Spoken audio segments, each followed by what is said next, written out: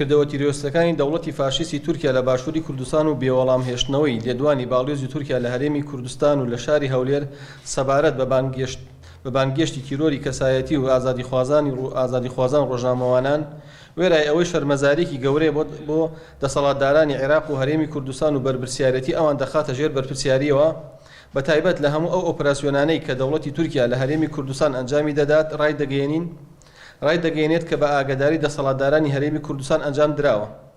ئاشکرایە دەوڵەتی تورکیا هیچ کاتێک دژایەتی خۆی بۆ بزوتنەوەی ئازادیخوازی و دەستکەوتەکانی گەلی کورد نەشاردوێتەوە. لە چوارچێوەی ئەو دژایەتیکردنەدا هەموو سنوورێکی مرۆڤایەتی و ئەخلاقی تێپەڕاندووە. بۆمبارانکردنی شوێنی هاوڵاتیانی سڤیل و ئەنجامدانی کۆمەڵکوژی لە چەندین شوێنی ڕۆژئاوا و باشووری کوردستان و تیرۆری چالاکوانانی سیاسی و ئازادیخوازانی کورد بۆتە کاری ڕۆژانەی ئەو دەوڵەتە فاشیستی و تیرۆستیە. شەهیدکردنی کەسایەتی وڵاتپارێز و مێژونووس و ڕۆشنبیری باشووری کوردستان شەهید سوێل خورشید ناسراو بە مامۆستا شەماڵ ئەندامی دەستەی بەڕێوەبەراتی تەفگەری ئازادی کۆمەڵگەی کوردستان و تیرۆرکردنی ژنە چالاکوان و نووسەر و لێکۆڵەری ژنەلۆژی هەواڵ ناگیهان ئەکارسەر هەروەها چەندین کەسایەتی سڤیل و سیاسی باکوور و ڕۆژهەڵات و ڕۆژئاوای کوردستان بۆ نمونە ئەوە بەبیر دێینەوە کە ئەمڕۆ 3 ساڵ تێپەڕ دەبێت بەسەر تیرۆرکردنی دوو تێکۆشەری کورد لە چیای ئەزمر لە سلێمانی بە ناوەکانی شەهیدان دەمهاکت عەگید و جەمیل ئامەد. هەموو ئەم کردەوە تیرۆریستانە بەدەستی گروپەکانی سەربەمیتی تورکیا ئەنجام دەدرێن و هەڕەشەیەکی جددیە لەسەر تەواوی وڵات پارێزان و ئازادیخوازان. لە هەمان کاتە بێڕێزیشە بەرامبەر سەروەری وڵات و مافی مرۆڤ و یاسا نێودەوڵەتیەکان. باڵوێزی تورکیا بێ پەردە لە بەردەم میدیاکانی هەرێمی کوردستان و بەتایبەت میدیاکانی دەسەڵات هەڕەشە لە تەواوی ئازادیخوازان و پێشەنگانی ئەم گەلە دەکات و نایشارێتەوە کە ئامانجەکانیان هەمەلایەنەیە و گشتگیرترە لەوەی کە دەسەڵات و خەڵکی ئێمە پێشبینی دەکەن.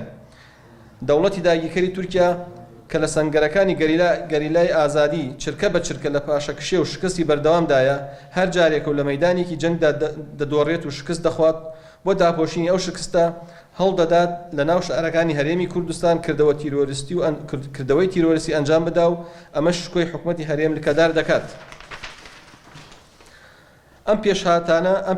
ئەمە پێشهاتێکی ترسناکە. پێویستە گەلەکەمان لە ئاستی خوێنڕێژی و پیلانەکانی ئەم دەوڵەتە فاشیستە هۆشیار بێت و چالاکی و خۆپیشاندانی گەورە و جەماوەڕێک بخات و ڕشتنی خوێنی ڕۆڵەکانی ئەم گەلە ئیدانە بکات. پێویستە حکومەتی عێراق و هەرێمی کوردستان بە فەرمی و لە هەموو ئاستەکانی سیاسی و دیبلۆماسیدا ڕوبەڕووی دەستێوەردان و داگیرکاری و تیرۆری ببنەوە کە دەکرێتە سەر شەرەف و کەرامەتی هەموو هاونیشتیمانێک. ئیتر کاتی ئەوەیە بێدەنگی بشکێندرێت و هەڵوێستی جددی نیشان بدرێت. بۆ ئێمە بێدەنگی و بێهەڵوێستی زۆرێک لەلایەنە کوردی و عێراقی و جیهانیەکان جێگای تێڕامان و نیگەرانیەکی قوڵە. ئەو کردەوانەی دەوڵەتی تورکیا ئەو بێوەڵامەی بێهەڵوێستیی دەسەڵاتدارانی عێراق و هەرێم وای کردووە هاوڵاتیان هیچ متمانەیەکیان بەو دەسەڵات و حکومەتە نەمێنێت کە ناتوانێت ئاسایشی ژیانیان بپارێزێت. لە کاتێکدا دەوڵەتی تورکیا تیرۆر بەڕێوە دەبات بۆتە جێگای بەڕێوەبردننی تیرۆر لە ناوچەکەتە. ئیتر هیچ پاساوێک نامێنێ بۆ ئەو هێزوو لایەنانەی هاوکاری تورکیان بەلامانەوە سەیرەکە هیچ شتێک لەبەر خودانی مێژووی و مرۆڤایەتی بۆ بەرەنگاری و شەڕی داگیرکاری فێر نەبووین. هەرچیەکی تر هەبێت لە هەکبەی داگیرکاری و وەحشیەتی تورکیای ئەردۆغان ئێمە ناترسێنێت بەڵکو بە گورتر لەسەر کارەکانی خۆمان دەبین و درێژە بە تێکۆشانی ئازادیخوازی دەدەین. بەڵێن دەدەین بە سەرجەم شەیدان و گەلەکەمان کە بۆ ئازادی و سەرخستنی دۆزی ئازادی بەردەوام لە تێکۆشان دەبین و ئامانجەکانی شەیدان بەدی دەهێنین. لە کۆتاییدا دەمانەوێت بڵین ئێمە لە تەفگەری ئازادی بە هیچ جۆرێک سازش ناکەین لەسەر فکر و ڕێباز و پڕنسی بینەتەوەی و دیموکراتیەکانمان. گەلەکەمان بێ پێشەنگ و پارێزەر و وڵات پارێز نامێنێتەوە و تا سەر خاوەندارێتی لێ دەکەین. دووبارە داوا لە گەلەکەمان دەکەین یەکگرتوو بن یەکڕیز بن لە دژی داگیرکاری و هێڵی خیانەت و بەکرێگیراوی و بەرژەوەندی خوازی. کاتی ئازادی و سەرکەوتنە.